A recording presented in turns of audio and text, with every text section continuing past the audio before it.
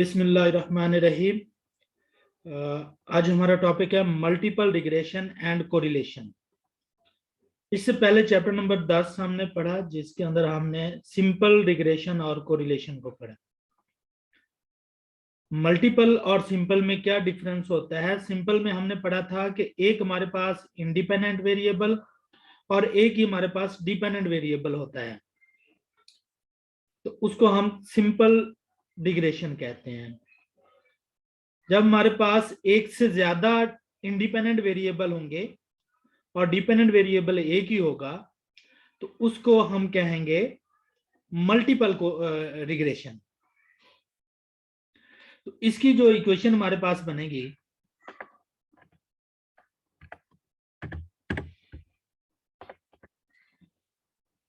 y is equal to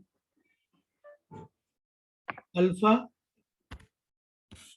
y is equal to alpha alpha plus beta x1 plus beta x2। ये अगर हमारे पास दो independent variable होंगे। अगर हमारे पास दो से ज्यादा होंगे तो फिर क्या होगा? प्लस इसके साथ भी हम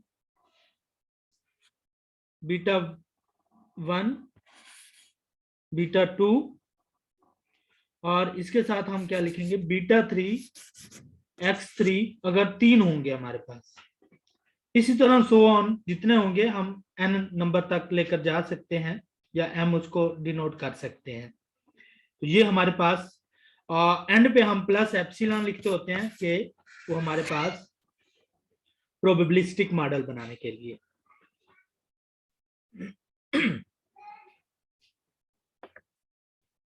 ये इसका हमारे पास दिया हुआ है equation, y is equal to alpha plus beta 1 x1 plus beta 2 x2 and so on.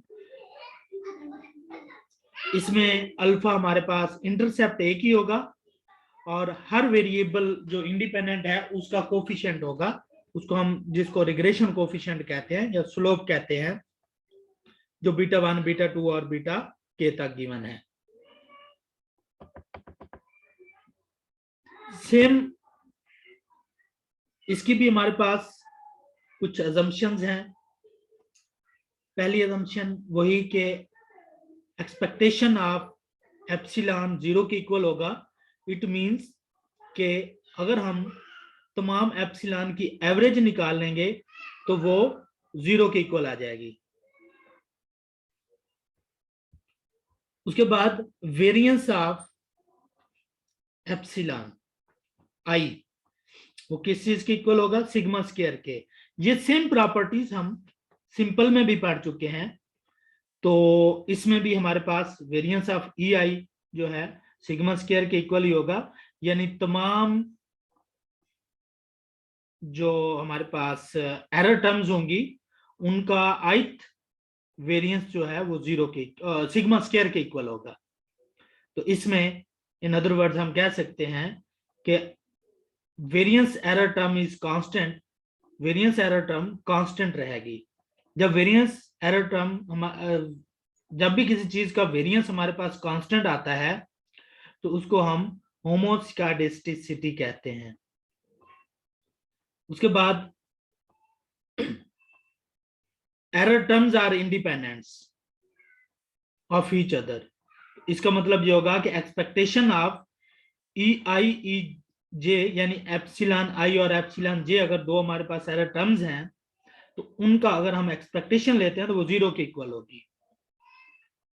Same यही प्रॉपर्टी हम अज्यूम उसमें भी हम कर चुके थे, सिंपल में भी। उसके बाद एरर टर्म्स और रिग्रेसर जो होते हैं, रिग्रेसर्स हम इंडिपेंडेंट वेरिएबल्स को कहते हैं, वो भी आपस में इंडिपेंडेंट होंगे। उसके बाद एप्सिलॉन्स जो इतने भी होंगे, एप्सिलॉन आइज, ये सारे क्या होंगे? नॉर्मली डिस्ट्रीब्यूटेड होंगे विद मीन 0 और वेरिएंस इसका कांस्टेंट सिग्मा स्क्वायर के इक्वल। और लास्ट वन हमारे पास है, we assume further in a multiple regression model that there exists no exact linear relationship between the two of the regressor. ये इसमें एक्स्ट्रा हमारे पास प्रॉपर्टी या अजम्पशन आया है जो सिंपल में नहीं था। इसमें क्योंकि हमारे पास दो से ज्यादा एक से ज्यादा रिग्रेसर होंगे, तो रिग्रेसर जो आपस में होंगे उनके अंदर लीनियर रिलेशनशिप नहीं होगा, एग्जैक्ट लीनियर रिलेशनशिप नहीं होगा। जो इंडिपेंडेंट वेरिएबल्स होंगे x1 x2 x3 जो हैं, इनमें आपस में लीनियर रिलेशनशिप नहीं होगा। अगर इनके दरमियान रिलेशनशिप आता है तो उसको हम मल्टी कोलिनियरिटी कहते हैं। अगर इंडिपेंडेंट वेरिएबल्स आपस में कोरिलेटेड हों तो उसको हम मल्टी कोलिनियरिटी कहते हैं। ये कंसेप्ट आगे हम देखेंगे इसको।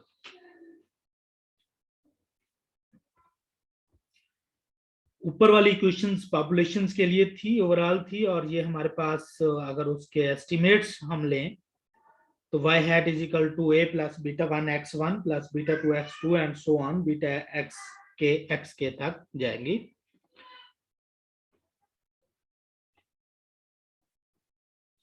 इसमें a हमारे पास वही कांस्टेंट होता है जो y इंटरसेप्ट कहलाता है, और बीटा आईज जो होते हैं ये एस्टिमेट्स कहलाते हैं, सॉरी बी आई जो है एस्टिमेट्स कहलाते हैं पॉपुलेशन पैरामीटर बीटा आई के, और इनको हम रिग्रेशन कोफिशिएंट्स कहते हैं। और बीटा आईज जब है यानी कि बीटा 1 b1 b2 b3 ये पार्शियल रिग्रेशन कोफिशिएंट्स होते हैं बीटा आई के। उसके बाद हमारे पास आता है multiple linear regression with two regressor. पहले एक जनरल उन्होंने बताया, अब अगर हमारे पास टू रिग्रेसर हैं तो उनको फिर हम किस तरह सॉल्व करेंगे, उनमें कैसे हम अल्फा बीटा और बीटा 1 और बीटा 2 की वैल्यूज फाइंड करेंगे। तो इसमें अब अननोन कितने होंगे, 3 अननोन होंगे, अल्फा बीटा 1 बीटा 2। तो इसकी जो हमारे पास इक्वेशन बनेगी एस्टिमेटेड लाइन वो होगी a plus beta 1 x1 plus beta 2 x2। तो इनको हम थ्रू नॉर्मल इक्वेशन से सॉल्व कर सकते हैं, नॉर्मल इक्वेशंस वाला मेथड कर लें, या फिर आप इसमें क्या करें, फर्स्ट डेरिवेटिव लें, पार्शियली डेरिवेटिव लें विद रिस्पेक्ट टू अननोन और उसको इक्वल टू 0 कर दें, और फिर उसको सिमुलेटेनियसली सॉल्व करेंगे तो a b1 और b2 की वैल्यूज आपके पास आ जाएंगी। तो नॉर्मल इक्वेशंस आप इस तरह पार्शियली डेरिवेटिव लेकर भी कर सकते हैं, और दूसरा वो मेथड जो मैंने आपको बताया था कि पहले समेशन ए के साथ जो लिखा हुआ है उसको और समेशन को पूरी इक्वेशन पर अप्लाई करें, पहली नॉर्मल इक्वेशन बन जाएगी। उसके बाद बी के साथ जो लिखा हुआ है x1 लिखा हुआ है, तो समेशन x1 के साथ पूरी इक्वेशन को मल्टीप्लाई कर दें तो दूसरी नॉर्मल इक्वेशन बन जाएगी। और फिर b2 के साथ अगर देखें x2 लिखा हुआ है तो समेशन x2 के साथ पूरी इक्वेशन मल्टीप्लाई कर दें तो आपके पास तीसरी नॉर्मल इक्वेशन बन जाएगी। फिर इनको सिमुलेटेनियसली सॉल्व करके आप a b1 b2 की वैल्यूज निकाल सकते हैं।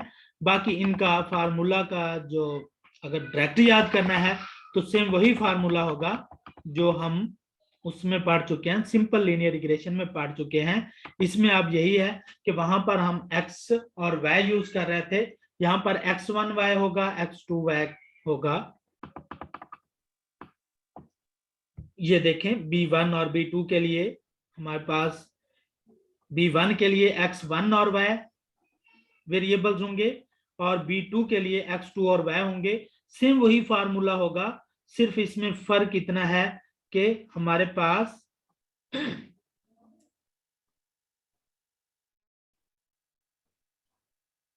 x की जगह के पे x1 आ गया है। तो इसको आप देख लेना फार्मूला को।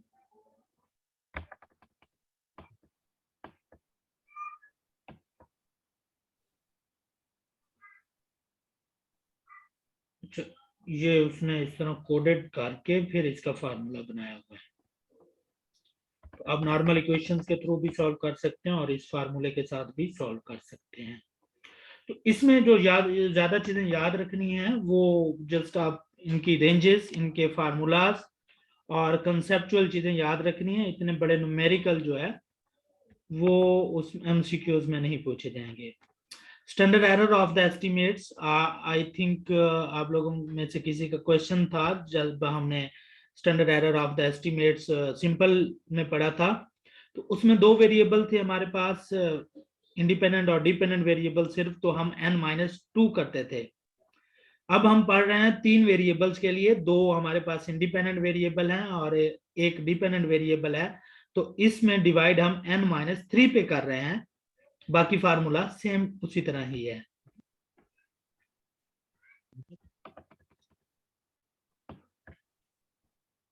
मल्टीपल, हमारे पास coefficient of multiple determination and multiple correlation.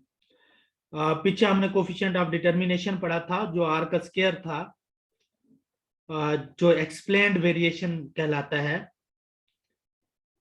जिसकी वहां पे हमारे पास रेंज 0 to 1 थी। तो ये भी हमारे पास सेम उसी पैटर्न के साथ फार्मूला बना है, बस यहाँ पर जो इक्वेशन होगी y हैट वाली, इसमें दो वेरिएबल इंडिपेंडेंट वेरिएबल यूज हो रहे होंगे, बाकी सारा पैटर्न इसका भी सेम वही है। y हैट माइनस y बार को निकालने का तरीका भी सेम वही है।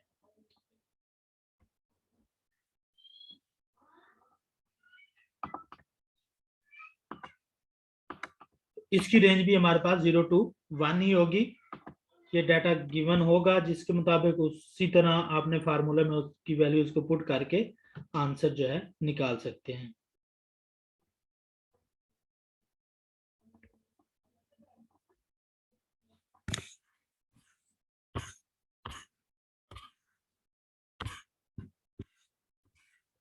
के बाद आप आ जाए इसकी प्रॉपर्टीज पे, प्रॉपर्टीज ऑफ द रेजिडुअल्स। पहली प्रॉपर्टी क्या है, रेजिडुअल्स किसको कहते हैं, जो हमारे पास एरर टर्म्स होती हैं उसको हम रेजिडुअल्स कहते हैं।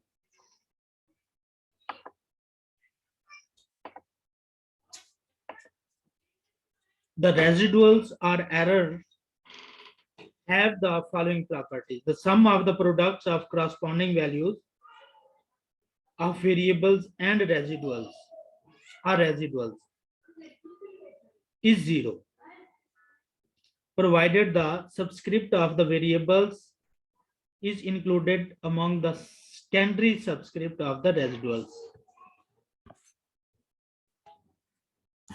ये हमें कह रहे हैं कि अगर हम सम ऑफ x2 और x1.23 यानी इसके अंदर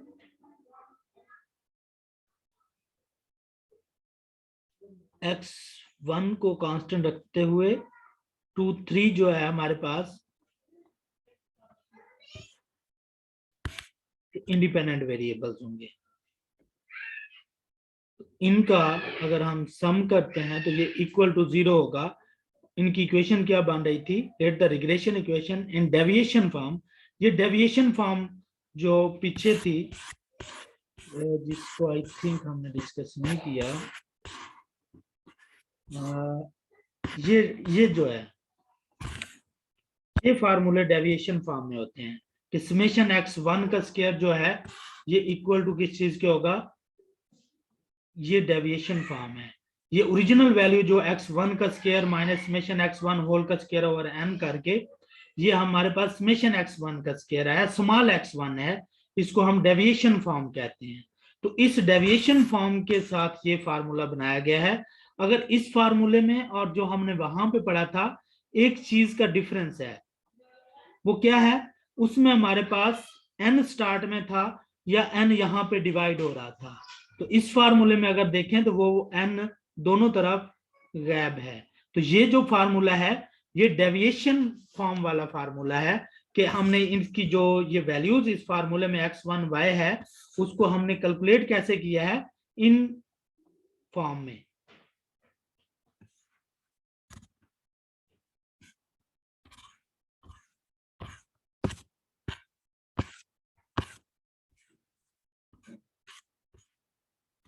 इनकी प्रॉपर्टीज पे।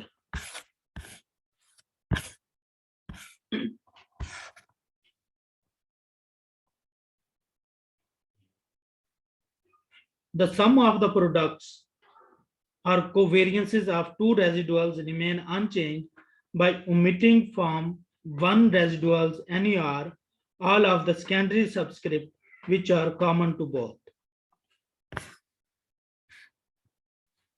Let the residuals defined as x1.2 is equal to x1, ये भी डेविएशन फॉर्म में ही उसका बता रहा है, minus beta 1 to x2 be considered, तो ये अनचेंज होंगे और इसका फाइनल जो इक्वेशन हमारे पास बनेगी वो ये वाली बनेगी। देखिए समेशन x1.2 इंटू x1.23 ये इज इक्वल टू होगा समेशन x1 और x1.23, यानी इसका x1.2 करें या सिर्फ x1 करें ये अनचेंज्ड रहेगा। थर्ड इसकी प्रॉपर्टी हमारे पास है, the sum of the products of R covariance of two residuals is zero provided all the subscripts of one residuals are included among the secondary subscript of the second, यानी उसकी subscript जो होती है, ये इसके जो नीचे हमारे पास 1.23 लिखे हैं इनको वो सब्सक्रिप्ट बोल रहा है। तो अगर हमारे पास ये दो हमारे पास कोवेरियंसेस हैं, एक x2.3 और यही 2.3 अगर हमारे पास दूसरे में अगर होंगे तो फिर उनका जो प्रोडक्ट है वो जीरो आएगा। ये ऊपर उसने जो वर्ड में बताया वो यही बताया कि अगर हमारे पास सेकंड जो हमारे पास वेरिएट होगा उसकी दोनों सब्सक्रिप्ट जो है पहले में मौजूद होंगी तो ये क्या हो जाएगा, जीरो हो जाएगा। उसके बाद है हमारे पास multiple regression in term of linear correlation coefficient. Linear correlation coefficients में हम मल्टीपल रिग्रेशन को किस तरह देखेंगे। The multiple regression equation of a variable से x1 on the variable say x2 and x3 can be sometime expressed in the term of r12 r13 and r23, यानी इन चीजों को हम इस फॉर्म में भी लिखते हैं। ये एक्चुअली हमारे पास कोरिलेशन फॉर्म है। द लीनियर कोरिलेशन कोएफिशिएंट्स ये होते हैं। That sample regression equation in deviation form of x1 on x2 and x3 is given by, ये हमारे पास सैंपल रिग्रेशन जो है ऑन डेविएशन फॉर्म गिवन है x1 के लिए। द टू नॉर्मल इक्वेशंस इसकी, अगर हम किसी भी चीज की नॉर्मल इक्वेशंस बनाते हैं तो जो हमारे पास अननोन होता है उसके साथ जो भी वैल्यूज होती है उसको हम मल्टीप्लाई करते हैं पूरी इक्वेशन के साथ। तो ये हमारे पास अननोन क्या था, b12.3 था, इसके साथ x2 जो है वेरिएबल है, इस वेरिएबल के साथ हम समेशन अप्लाई करके पूरी इक्वेशन को मल्टीप्लाई उसके साथ कर देते हैं तो ये फर्स्ट नॉर्मल इक्वेशन बन जाती है। नेक्स्ट अननोन क्या है, b13.2, इसके साथ x3 है तो x3 समेशन x3 पूरी इक्वेशन पे आप अप्लाई करें और इसको मल्टीप्लाई कर दें तो ये हमारे पास बन जाएगा x1 x3 is equal to beta 1 2.3 and so on. ये इक्वेशन हमारे पास दूसरी नॉर्मल इक्वेशन बनेगी। फिर इनको ये साइमल्टेनियसली सॉल्व करते हैं तो ये हमारे पास si2 square be the variance of xi and Hanan, चलो उधर,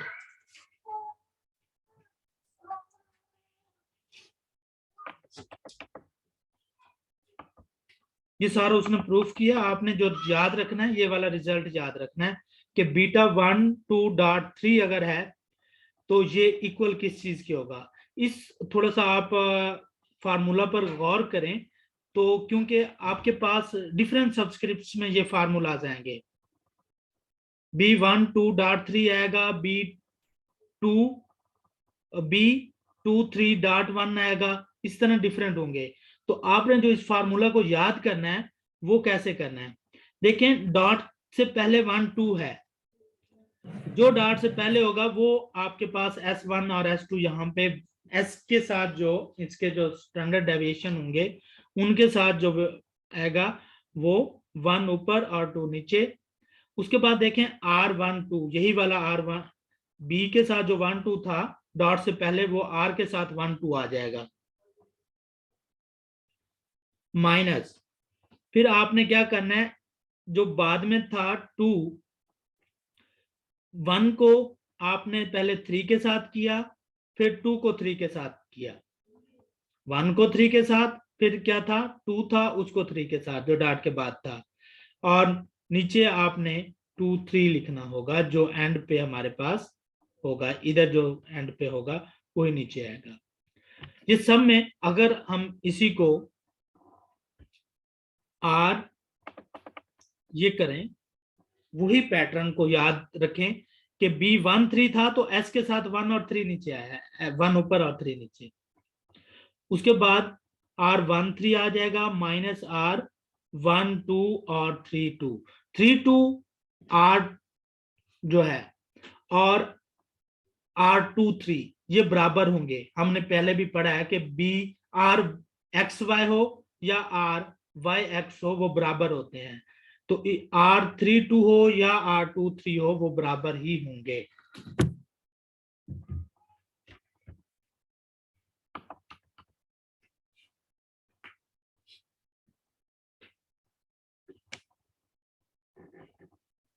तो इस तरह ये फार्मूला का आपके पास पैटर्न बन जाएगा, और ये उसने उस जो हमारे पास इक्वेशन ओवरऑल बनी थी B13.2 और B23 उसमें वैल्यूज पुट करती हैं।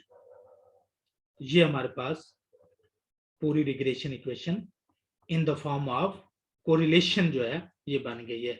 तो अगर आपके पास रिजल्ट्स जो है फार्मूला में R13 इन सबके दे दे और स्टैंडर्ड डेविएशन के रिजल्ट दे दे, और वो कहे कि आप मल्टीपल रिग्रेशन लाइन जो है फिट करें, तो फिर आप इस तरीके से इसको फिट कर सकते हैं। ये डिफरेंट इसके टाइप्स बन जाएंगे। नेक्स्ट टॉपिक हमारे पास आता है मल्टीपल कोरिलेशन कोफिशिएंट। पहले हम पढ़ चुके थे मल्टीपल सॉरी सिंपल कोरिलेशन, जो दो वेरिएबल्स के दरमियान होता था एक्स और वाई के। अब जब मल्टीपल की बात आ रही है तो इसमें दो से ज्यादा वेरिएबल्स का जब हम कोरिलेशन पढ़ेंगे तो उसको हम मल्टीपल कोरिलेशन कहेंगे। The coefficient of multiple correlation measures the degree of relationship between a variable and its estimates from the regression equation. In other words, it is a product moments correlation between variable say x1 and its values estimated by the regression equation. X1 is equal to this. The coefficients of multiple correlation between x1 and the variable x2 and x3, यानी variable क्या होंगे x1, x2, x3, यानी दो से ज्यादा हमारे पास combine जो है is denoted by this. अगर हमारे पास मल्टीपल कोरिलेशन बिटवीन x1 और वेरिएबल x2 और x3 के साथ अगर हम इसको डिनोट करेंगे तो उसको लिखेंगे कैसे, कैपिटल R 1.23, यानी फर्स्ट वेरिएबल का दूसरे और तीसरे वेरिएबल के साथ कोरिलेशन। ये इसका डिफाइन करने का तरीका होगा। Covariance of x1 x hat ऊपर आ जाएगा divided by variance of x1 और वेरियंस ऑफ x हैट और स्क्वायर रूट। हैट जो है ये फिटेड रिग्रेशन लाइन जो होगी उसका होगा। तो इस फॉर्म में भी बन सकता है। मजीद आपने जो याद रखना है, एक तो इनको देख लेना है, बाकी आपने इस फॉर्म में ये फार्मूला याद रखना है इसका फाइनल।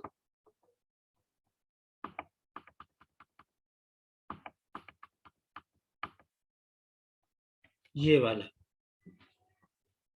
R1.23 को इस फॉर्म में आपने याद करना है कि R12 R13 यानी R स्क्वायर माइनस तीनों फैक्टर इसके जो बनते हैं 1 2 के साथ एक बन जाएगा, एक 1 3 के साथ बन जाएगा, एक 2 3 के साथ बन जाएगा, वो सारे आपने इधर माइनस करके 2 उसके साथ लगाना है। और 1 माइनस डिवाइडेड बाय में आपके साथ अगर यहाँ पे 2 3 है तो इधर भी, यानी पॉइंट के बाद जो होगा वो यहाँ पे आपने ले आना है उसका स्केयर।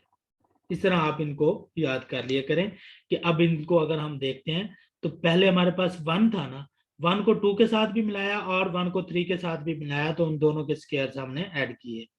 माइनस इनके जितने भी तीनों के साथ पॉसिबिलिटीज बनती थी, 1 2 बनता था, 1 3 बनता था, 2 3 बनता था, वो तीनों यहाँ पर आ जाएंगे। इनकी तरतीब की जरूरत नहीं है कि ये कौन सा पहले लिखा जाए कौन सा बाद में, क्योंकि मल्टीप्लाई हो रहे हैं। और -2 इसके साथ याद रखना है। तो इस तरह आप इसको याद लाजमी कर लें। इसमें से एमसीक्यूज बन जाते हैं कि वो ऊपर बता दे कि R1.23 और नीचे उसके फार्मूले बता दे, तो फिर आपने उसमें से सिलेक्ट करना होता है कि कौन सा इसका फार्मूला बनेगा। यहाँ पे वो इनको सब्सक्रिप्ट को चेंज कर सकता है, इसके अंदर सब्सक्रिप्ट चेंज कर सकता है। तो उसके मुताबिक आपको अगर पैटर्न का पता है, एक आप याद कर लें, तो सब जो मर्जी वो यहाँ पे वो चेंज कर ले, आप इजीली वो फार्मूला बना सको।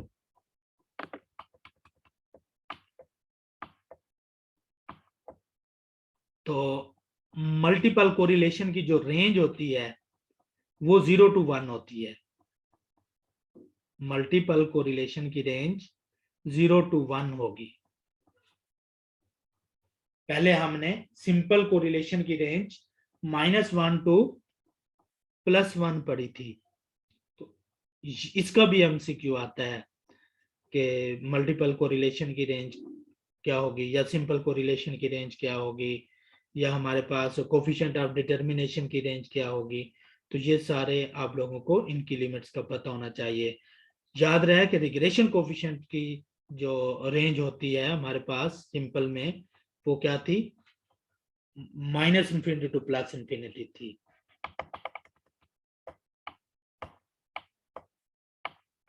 ये बाकी न्यूमेरिकली उनको सॉल्व किया गया है। आगे कंसेप्ट जस्ट आप इनके लिए कि पार्शियल कोरिलेशन क्या होता है। पार्शियल कोरिलेशन ये आता मल्टीपल में ही है, लेकिन अगर हमारे पास 3 वेरिएबल्स हैं, उन 3 वेरिएबल्स में से एक वेरिएबल को हम कांस्टेंट यानी उसका असर रिमूव करके बाकी 2 का जब हम कोरिलेशन निकालते हैं तो उसको हम पार्शियल कोरिलेशन कहते हैं। इसको थोड़े से वर्डिंग पढ़ लें। A partial correlation measures the degree of linear relationship between any two variables in multivariate problem under the condition that any common relationship or influences with other all variables or some of them has been removed। यानी 2 variable जो specific हम लेंगे उनका relationship हम count करेंगे, बाकी जो भी वेरिएबल्स उसके साथ आ रहे होंगे उनका इफेक्ट हम रिमूव कर देंगे। आगे एग्जांपल दे रहा है कि सपोज हमारे पास 3 वेरिएबल है, x1 x2 और x3 है, और हम कोरिलेशन निकालते हैं x1 और x2 का after removing the linear effect of x3। तो इसको हम क्या कहते हैं, पार्शियल कोरिलेशन कहते हैं। अब इसको जब डिनोट कर रहे होते हैं तो ये देखें, मल्टीपल कोरिलेशन और पार्शियल कोरिलेशन को देखकर आपको कैसे पता चलेगा कि ये मल्टीपल कोरिलेशन है और ये पार्शियल कोरिलेशन है। मल्टीपल कोरिलेशन जब हम डिनोट कर रहे थे तो 1 और डॉट के बाद 2 डिजिट थे, इसमें पहले 2 डिजिट आ रहे हैं और तीसरा बाद में आ रहा है, यानी इन दो का कोरिलेशन हम निकाल रहे हैं 1 और 2 का। जो डॉट के बाद है उसको हम रिमूव कर रहे हैं, उसका इफेक्ट या इन्फ्लुएंस जो है वो रिमूव करने के बाद हम R1 और 2 का जो है कोरिलेशन निकाल रहे हैं। माइक इसका कौन है?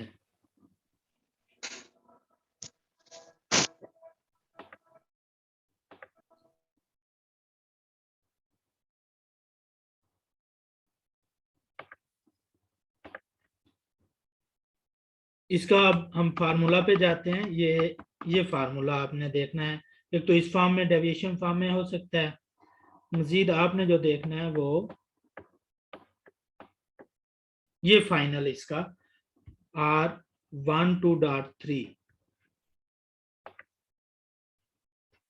इसको भी याद करने के लिए देखें, R12.3 था तो उसने पहले R12 सिंपल लिया, ये सिंपल कोरिलेशन यानी दो का आपस में जो हम कोरिलेशन निकालते थे दो वेरिएबल्स का, माइनस फिर हम R13 1 और 3 फिर 2 और 3 को किया, डिवाइडेड बाय यही दोनों सबस्क्रिप्ट आपने याद रखनी है कि 1 माइनस आर का स्क्वायर, इसमें से ये 1 3 उठाया है, और 1 माइनस आर 2 3 यहां से उठाया और उसका स्क्वायर। तो इस तरह आप इसको याद रख सकते हैं। इसको हम क्या कहेंगे, पार्शियल कोरिलेशन। डिनोट से ही आपको पता चल जाएगा कि अगर यहाँ पे आपके पास लिखा हो कि R123 है और R12.3 है, तो आपको पता लग जाना चाहिए कि इसमें मल्टीपल कोरिलेशन का कौन सा है और पार्शियल कोरिलेशन का कौन सा फार्मूला है। तो इसको हम डिनोट करेंगे मल्टीपल कोरिलेशन के लिए, और ये जो है पार्शियल कोरिलेशन के लिए।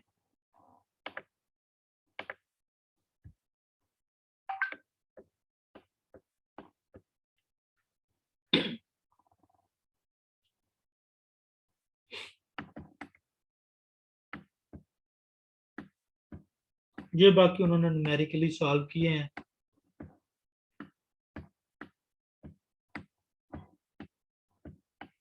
बाकी इसमें देखते हैं क्या कंसेप्ट है। कर्विलीनियर रिग्रेशन, पहले जितने भी हमने मल्टीपल और सिंपल में पढ़ा है वो लीनियर रिलेशनशिप हमने पढ़ा था रिग्रेशन का। तो कर्विलीनियर, अगर हमारे पास जो रिग्रेशन की लाइन है वो कुछ इस तरह की कर्व की फॉर्म में बन जाती है, या ऐसे बन जाती है, या फिर इस तरह हो सकती है, तो इसको हम कर्विलीनियर कहते हैं। उसकी डिफरेंट फॉर्म हो सकती है हमारे पास, एक्सपोनेंशियल की फॉर्म में हो सकती है, लॉगरिथम की फॉर्म में हो सकती है। तो उसको फिर हम किस तरह सॉल्व करेंगे, उसके लिए हम नेक्स्ट चैप्टर जो हमारे पास है उसमें डिफरेंट किस्म की इक्वेशन जो होती हैं उनको अगर हमने फिट करना हो तो वो कैसे फिट करते हैं वो कल हमारे लेक्चर में होगा, कर्व फिटिंग वाले चैप्टर में।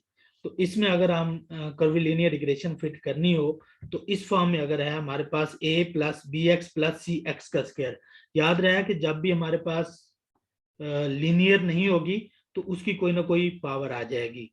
तो अगर ये सेकंड डिग्री पैराबोला इस इक्वेशंस को भी हम कहते हैं, तो इस फॉर्म में भी प्रोसेस सॉल्व करने का वही होगा कि हम इनकी नॉर्मल इक्वेशंस बना लेंगे। नॉर्मल इक्वेशंस का मेथड वही है कि जो कांस्टेंट के साथ वेरिएबल होता है उसको हम समेशन अप्लाई करके पूरी इक्वेशन के साथ मल्टीप्लाई करते जाते हैं तो नॉर्मल इक्वेशंस बन जाती हैं। जितने अननोन होंगे उतनी नॉर्मल इक्वेशंस, उनको सिमल्टेनियसली हम सॉल्व करके फिर हम अननोन जो होता है उसकी वैल्यूज निकाल सकते हैं। तो ये था हमारे पास आज का चैप्टर। अब हम इसके एमसीक्यूज थोड़ा सा डिस्कस कर लेते हैं, अभी टाइम है हमारे पास। The range of the multiple, अब अपने माइक ऑन कर सकते हैं, सब लोग बताएंगे कि क्या आंसर आएगा। The range of the multiple correlation coefficient is, क्या होगा, अभी थोड़ी देर पहले मैंने बताई है। मल्टीपल कोरिलेशन कोफिशिएंट की रेंज क्या होगी? मल्टीपल कोरिलेशन की रेंज है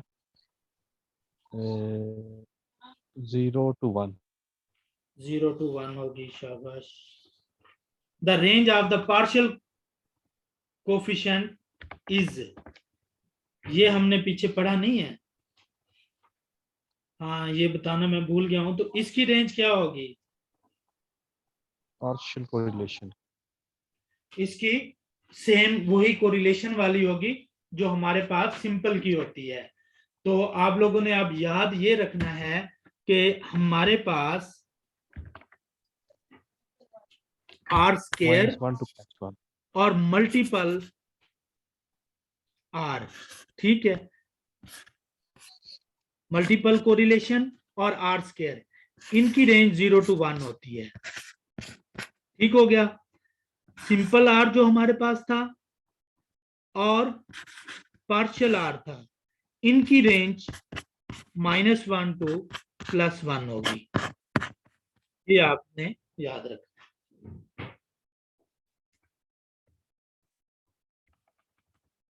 If the multiple correlation coefficient R3.12 is equal to 1, then it implies a perfect relationship, high relationship, weak relationship या फिर perfect linear relationship।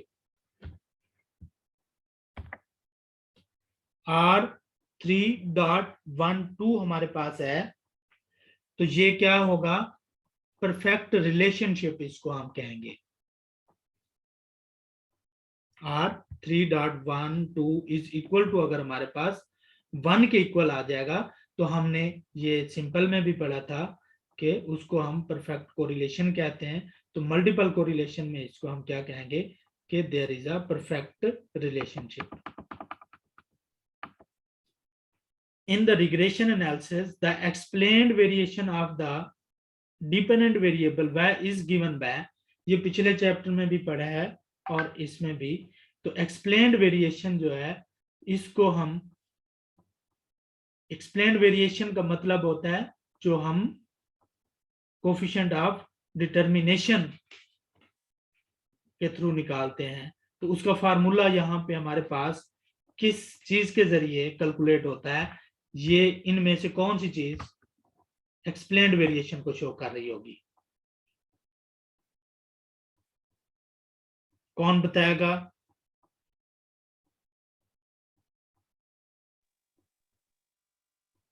एक्सप्लेंड होती है y - y बार,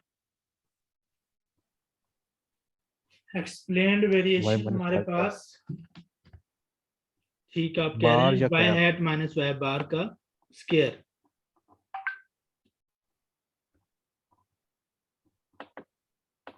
उसके बाद है विच of the following is not a standard deviation, इनमें से कौन सा स्टैंडर्ड डेविएशन नहीं होता? Standard error of the slope, mean square error, standard error of the estimator, standard deviation of the y variable.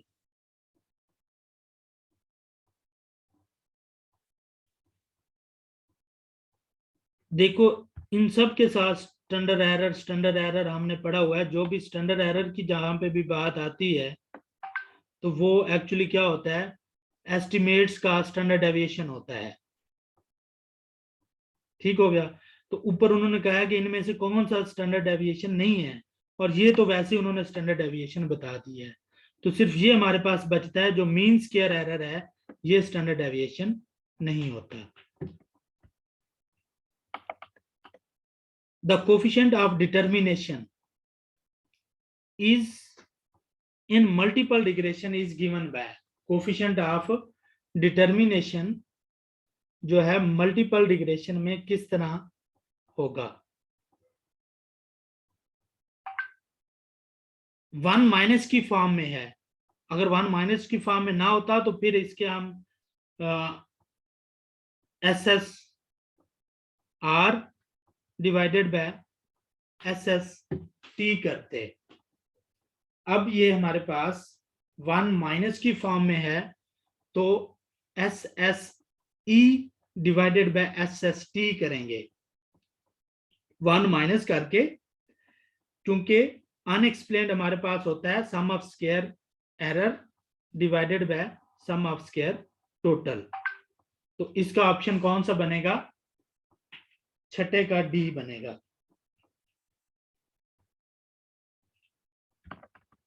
The slope b1 in the multiple regression equation y hat a plus b1 x1 plus b2 x2 measures the amount of variation in y hat explained by x1 तो ये आपने इसमें से बताना है कि B1 slope किस चीज को रिप्रेजेंट कर रही है। तो ये देखें, ये B1 जो है X1 के साथ है, तो X1 में जो चेंज आ रहा होगा उसका इफेक्ट जो Y हैट पे होगा उसको ये रिप्रेजेंट कर रही होगी। बाकी हम इसको कांस्टेंट तस्वर करेंगे जो हमारे पास इसके अलावा जो भी वेरिएबल्स होंगे। तो the change in Y hat पर unit change in X1 holding X2 is constant. तो इसका ये हमारे पास सी ऑप्शन आ जाएगा कि अगर यहां पे होता β2 किस चीज को रिप्रेजेंट कर रहा है, तो हम कहते कि change in Y per unit change in X2 holding X1 as constant. फिर ये हम इसको कहते हैं the predicted value of Y for X1 is 1, X2 is 5 and X3 is equal to 10 by using the regression line। तो इसमें तो simple है कि X1, X2 और X3 की जगह पे आपने वैल्यूज पुट कर देनी है, जो आंसर आएगा वो आपने लिख लेना है।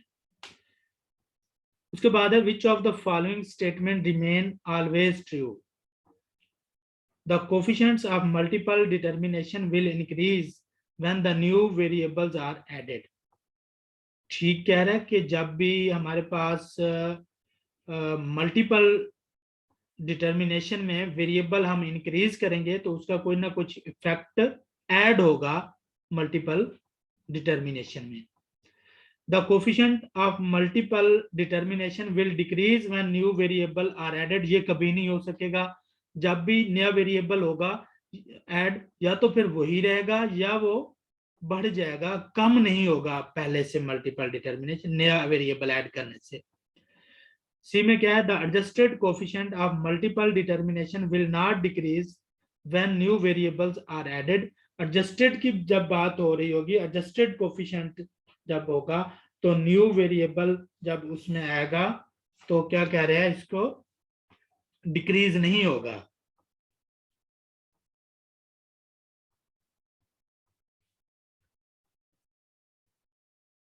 The adjusted coefficient of multiple determination will not decrease when the new variable are added। ये always true नहीं हो सकता, क्योंकि adjusted तो हो सकता है हमारे पास डिक्रीज, क्योंकि जब हम adjusted करते हैं तो उस वक्त कोरिलेशन हमारा पहले से कम होता है। तो इसमें सिर्फ पहला ऑप्शन ही ठीक होगा कि coefficient of multiple determination increase हो जाएगा नया वेरिएबल उसमें शामिल करने से। लास्ट इसमें है हमारे पास which of the following relationship holds. हमारे पास पहले तो आप लोगों ने ये बताना है कि R13.2 इसका जब हमने पढ़ा था कि जो कोरिलेशन होता है उसको हम कहते हैं कि geometric mean of the two regression coefficient. इनमें आपने अब देखना है कि ये किसका होगा। R13.2 β12.3 मल्टीप्लाई बाय β21.3 या R13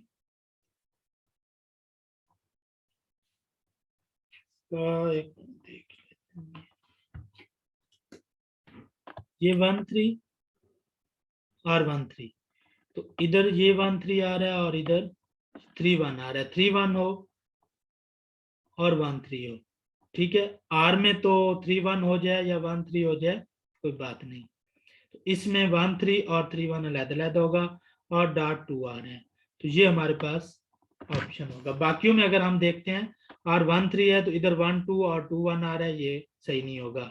इधर हमारे पास 13 है तो इधर 23 और 32 आ रहा है, तो ये भी ठीक नहीं होगा। जो हमारे पास R के साथ होगा वही हमारे पास अगर रिग्रेशन कोफिशिएंट्स के साथ होगा, चाहे उनकी तरतीब आगे पीछे हो गई हो, तो वो सही होगा। बाकी ये इसके फार्मूले में नहीं आएगा। तो ये आज का चैप्टर कंप्लीट हुआ है। कल से हम इंशाल्लाह कर्व फिटिंग करेंगे। अगर किसी का कोई क्वेश्चन है तो पूछ सकते हैं।